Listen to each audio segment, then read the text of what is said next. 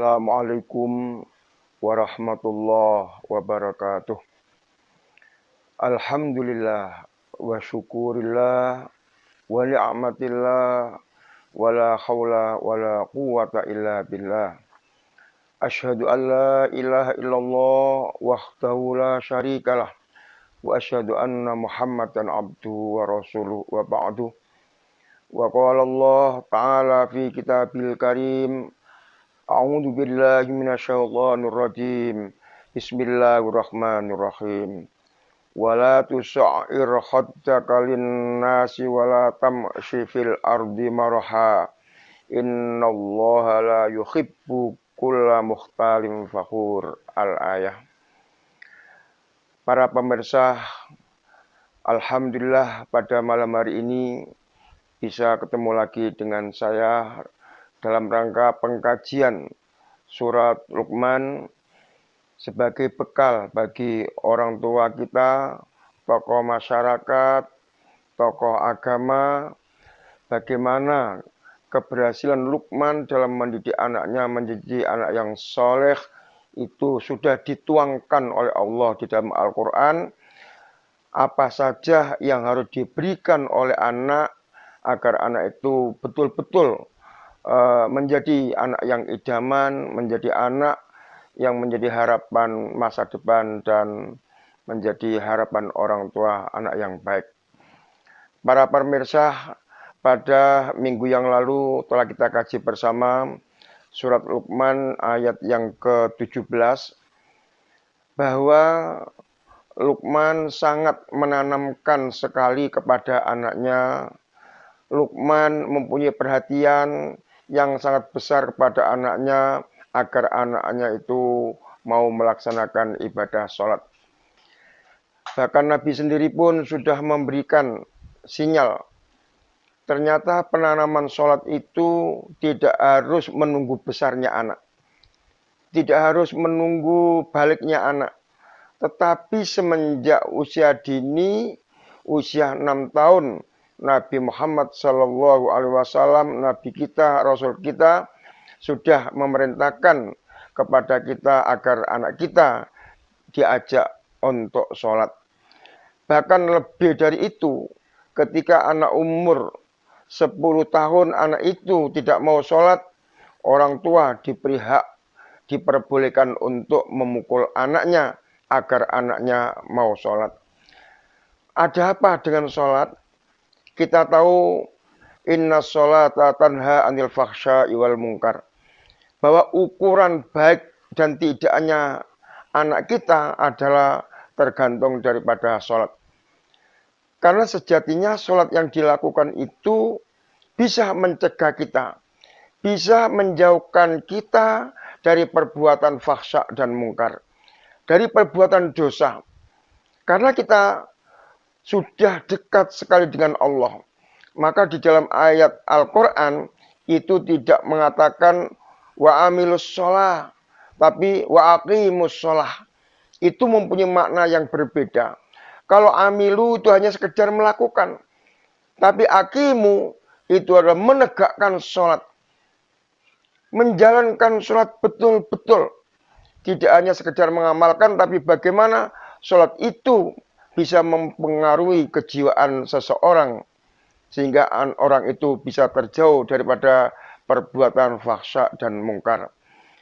Para pemirsa yang budiman yang dimuliakan oleh Allah. Jadi sangat penting sekali sholat itu dalam kehidupan kita. Bahkan bisa dikatakan ukuran antara orang Islam dan orang kafir adalah sholat. Standarisasi bahwa orang itu dianggap Islam apabila orang itu mau sholat. Nah inilah betapa pentingnya ibadah sholat ini dalam kehidupan kita. Dan memang betul kalau kita kaji dalam sholat itu sendiri, ibadah sholat itu sendiri kalau kita perhatikan, sangat membentuk sekali kepada pribadi-pribadi yang baik. Menghilangkan sifat sombong, menghilangkan sifat angkuh, menghilangkan sifat merasa segalanya, merasa kaya, merasa pintar dan sebagainya. Dan dari sholat itu akan terjauh dari perbuatan-perbuatan yang tidak baik. Oleh karena itu, sangat penting sekali bagi kita melaksanakan ibadah sholat itu sendiri. Dalam ayat selanjutnya Allah berfirman, wala tusair khaddaka linnas wala tamshi fil ardi maraha. Wala tusair, dan janganlah kamu berpaling atau janganlah kamu memalingkan khaddaka wajahmu linnasi kepada manusia. Ayat ini sangat jelas sekali bahwa manusia dengan manusia itu harus sangat saling mencintai, saling mengasihi, dan saling menghormati. Jangan sampai dengan kelebihan yang diberikan oleh Allah kepada kita, umpamanya kita dijadikan oleh Allah sebagai orang yang pintar. Janganlah kepintaran yang diberikan oleh Allah itu kita jadikan untuk sombong, untuk berpaling kepada manusia, untuk tidak menghiraukan manusia. Jangan sampai kita diberi jabatan oleh Allah, diberi kekuasaan oleh Allah, kemudian kita sombong, kita angkuh. Kita tetap harus merendahkan diri, karena itu adalah amanah dari Allah Subhanahu wa Ta'ala. Maka Allah pun melarangnya dengan kelebihan-kelebihan yang diberikan oleh Allah itu, kita tidak diperkenankan untuk berpaling kepada manusia. Kita tahu bahwa manusia itu sesama muslim diibaratkan oleh Allah Subhanahu wa Ta'ala, innamal mu'minuna ikhwah. Ikhwah itu adalah jamak daripada akhun. Jadi akhun itu mempunyai dua jamak.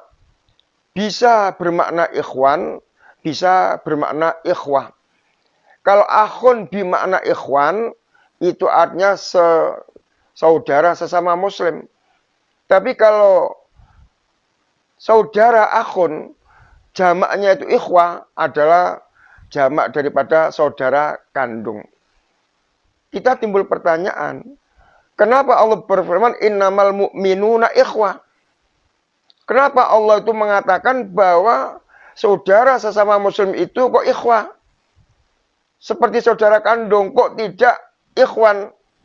Allah kenapa tidak berfirman innamal mu'minuna ikhwanun? Tapi Allah berfirman innamal mu'minuna ikhwah. Itu artinya bahwa saudara sesama muslim itu sangat dekat sekali, saking dekatnya diumpamakan oleh Allah seperti saudara kandung. Kalau ada saudara kita sesama muslim kemudian disakiti, dianiaya oleh orang, maka kita sebagai saudara sesama muslim, hati kita harus sakit. Sebagaimana kalau kita punya saudara kita dianiaya, dizalimi oleh orang, maka kita pun sakit. Nah, itulah betapa dekatnya saudara sesama muslim itu. Maka kita lihat ada binatang yang namanya an-naml, semut. Ini kalau kita perhatikan, Masya Allah, betapa indahnya semut itu sesama semutnya. Satu contoh, semut itu sampai dikatakan oleh Allah, dijadikan surat, namanya surat An-Naml, surat semut. Karena memang bisa diambil pelajaran, bisa diambil iktibar yang namanya semut itu. Satu contoh, semut itu ketika papasan, ketika berjumpa dengan temannya, pasti dia itu berhenti dan bersalaman. Bahkan ada yang rangkulan. Itu menunjukkan bagaimana akrabnya sesama semut itu. Tapi bagaimana kita sebagai manusia? Bisakah kita meniru semut? Ketika kita berjumpa kepada teman kita sesama muslim, kita mengucapkan assalamualaikum, kemudian jabatan tangan, kemudian kita saling merangkul. Sudahkah kita mengamalkan seperti semut? Kalau kita bisa seperti itu, berarti kita itu sesama muslim adalah betul-betul seperti diumpamakan oleh Allah saudara kandung, saking akrabnya. Kemudian lagi pelajaran yang bisa diambil dari semut, ta'awun, saling menolong. Kalau semut itu kalau kita perhatikan, ketika mendapat makanan, maka semut itu selalu dibawa bersama-sama. Tahun saling tolong-menolong. Coba kita sebagai manusia, sudahkah tahun? Sudahkah saling tolong-menolong sesama Muslim, sesama Islam ini? Kalau belum, tirulah apa yang sudah dilakukan oleh semut itu. Kemudian semut adalah binatang yang tidak pernah putus asa. Satu contoh umpamanya semut itu dapat makanan, kemudian dibawa ke atas umpamanya jatuh. Dia itu pasti mengambil kembali, mencari kembali makanan atau barang yang tadi diperoleh kemudian jatuh. Manusia jangan seperti orang yang putus asa. Apa yang kita hadapi, cobaan apa yang kita peroleh dari Allah, kita hadapi. Jangan sampai putus asa. Umpamanya kita bekerja kemudian kita nggak dapat rezeki, kita putus asa. Malas bekerja, malas nyambut gawe. Nah, itu namanya orang yang putus asa, tidak seperti semut. Padahal dalam ayat yang lain pun Allah mengatakan, wala tai'asu mir rohillah. Janganlah kamu putus asa dengan rahmat-rahmat Allah Subhanahu wa taala. Kemudian yang terakhir, semut itu dia kalau dapat makanan tidak langsung dihabiskan. Tetapi ada sebagian yang disimpan untuk masa depan. Kita ada manusia, kalau kita mendapatkan rezeki, kemudian dihabiskan. Seolah-olah dia itu tidak tahu bahwa hidupnya itu masih lama. Jadi semut itu seperti itu indahnya. Maka tidak salah kalau Allah menjadikan semut itu di dalam Al-Quran dijadikan surat Naml. Surat An-Naml artinya surat semut. Jadi janganlah kita memalingkan diri kepada manusia. Manusia itu sama dengan kita sendiri. Dengan hasil daripada sholat, maka kita harus menjadi orang yang penuh perhatian kepada saudara kita. Lebih-lebih kepada saudara kita sesama muslim. Saling hormat, saling tolong-menolong, saling bantu-membantu. Itulah indahnya Islam mengatur dalam kehidupan kita sesama muslim. Wala tamsi fil ardi maraha. Yang pertama, Allah melarang kita untuk berpaling kepada sesama manusia. Yang kedua, Allah melarang kepada kita berjalan di muka bumi dengan rasa sombong. Jadi tidak diperkenankan. Angkuh karena kekayaannya, angkuh karena jabatannya, angkuh karena kekuasaannya. Nah, ini termasuk hal-hal yang dilarang oleh Allah. Jadi mestinya kita semakin berkualitas, kita semakin bernilai, semakin tawadhu. Ibarat bahwa padi itu, kalau dia berisi maka semakin merunduk. Tetapi kalau padi itu ke atas, berarti padi itu tidak ada isinya. Kita pun demikian, hendaklah kalau kita semakin berisi, semakin merunduk. Begitu juga umpamanya ada pohon mangga. Mangga itu semakin tua, semakin besar, semakin merunduk. Tidak mencocong ke atas, tapi semakin turun, itu menundukkan ketundukannya berkualitas, karena ada isinya. Jadi sifat memalingkan kepada manusia dan sifat berjalan di muka bumi dengan sombong itu tidak disukai oleh Allah Subhanahu wa taala, sebagaimana firman-Nya, innallaha la yuhibbu kulla mukhtalin fakhur. Jadi Allah enggak suka kepada hambanya yang congkak, kepada hambanya yang sombong, kepada hambanya yang merasa besar, merasa segala-galanya. Itu perbuatan yang tidak disukai oleh Allah. Kecuali Allah yang boleh sombong, karena Allah itu memang segala-galanya. Jadi para pemirsa, inilah nasihat Luqman kepada anaknya. yang kesekian, hendaklah jangan selalu kita itu berpaling kepada manusia. Jangan kita merasa sombong berjalan di muka bumi ini, karena itu adalah perbuatan yang tidak disukai oleh Allah Subhanahu wa Ta'ala. Ayat yang selanjutnya, waqsid fi masyrika waghdud min sautik inna angkarul aswati la sautul hamir. Ayat ini Allah memerintahkan kepada kita waqsid fi masyrika. Artinya apa? Bahwa kita berjalan di muka bumi ini harus stabil. Jangan terlalu cepat dan jangan terlalu lambat. Ya biasa-biasa normal. Ini adalah ajaran Islam. Kecuali dalam keadaan tertentu, umpamanya kalau kita sedang berjalan, kemudian ada mobil yang cepat, kemudian kita akan ditabrak, barulah kita itu boleh berjalan cepat. Dan jangan kita itu berjalan dengan adzabib, lambat, pelan-pelan, seperti orang malas, seperti orang yang aras-arasan begitu. Itu enggak diperkenankan oleh Allah. Harus tawasud, harus stabil, tidak terlalu cepat dan juga tidak terlalu lambat. Ini adalah ajaran Islam. Waghdud min sautik. Kita pun diperintahkan oleh Allah untuk menjaga suara kita.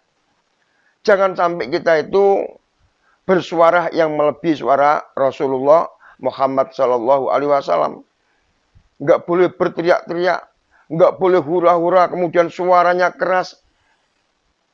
Ini adalah larangan dari Allah Subhanahu Wa Taala kepada hambanya untuk bersuara yang normal-normal saja.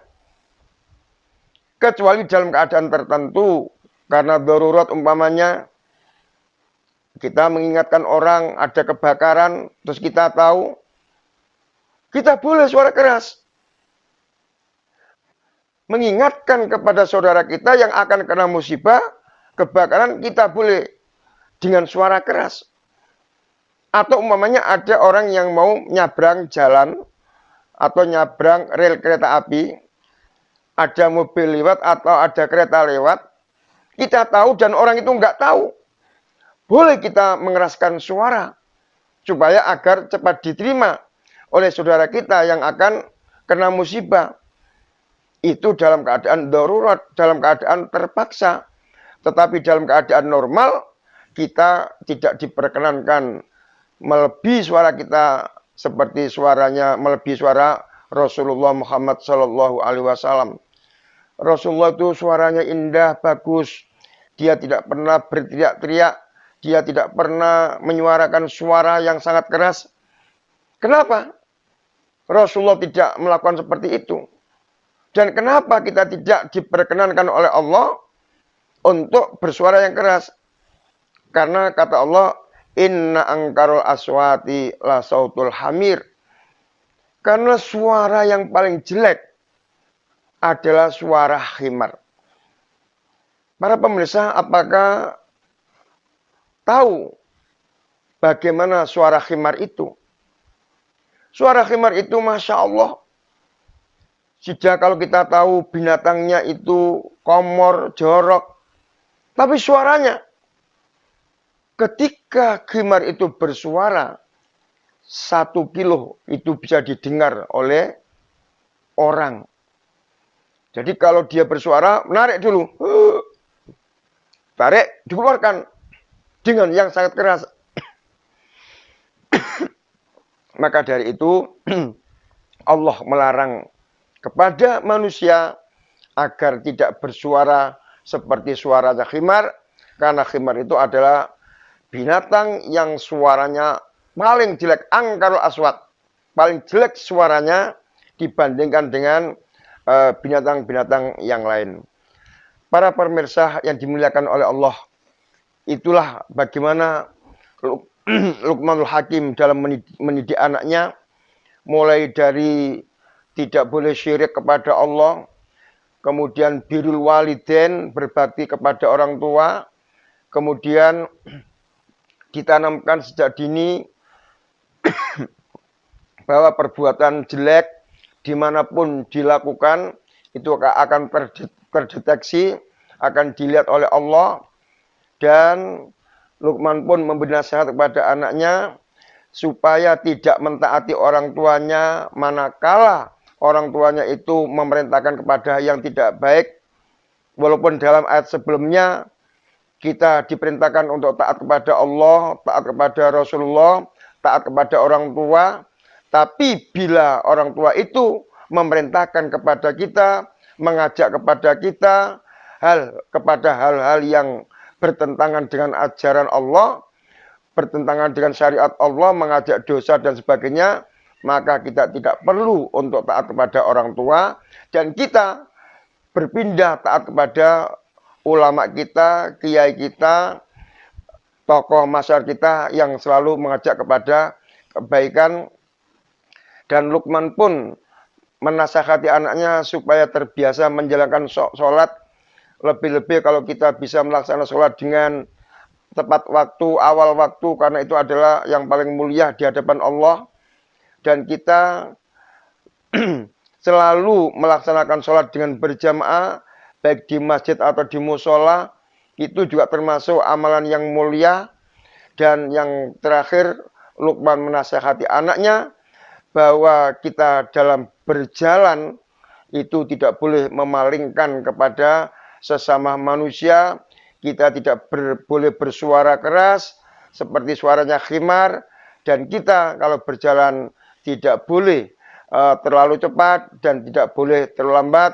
Inilah didikan Luqman kepada anaknya, sehingga kalau kita bisa melaksanakan seperti itu, insya Allah apa yang kita harapkan dengan anak kita menjadi tumpuan masa depan kita, menjadi harapan kita, menjadi anak yang soleh dan solehah, insya Allah akan terwujud. Para pemirsa yang budiman yang dimuliakan oleh Allah, inilah kelanjutan daripada surat Luqman, surat yang ke-18 dan 19, dan insya Allah kita lanjutkan minggu depan, ayat yang ke-20. Allah berfirman, alam tarau annallaha sakhkhara lakum ma fis samawati wa ma fil ard wa asbagha 'alaikum ni'amahu dhahiratan wa batinah wa minan nasi may yujadilu fillah bighairi ilmin wala hudaw wala kitabim munir. Ini akan kita jelaskan, akan kita sampaikan pada hari Kamis yang akan datang. Aku qouli hadza fastaghfiru innahu wal ghafurur rahim. Wassalamualaikum warahmatullahi wabarakatuh.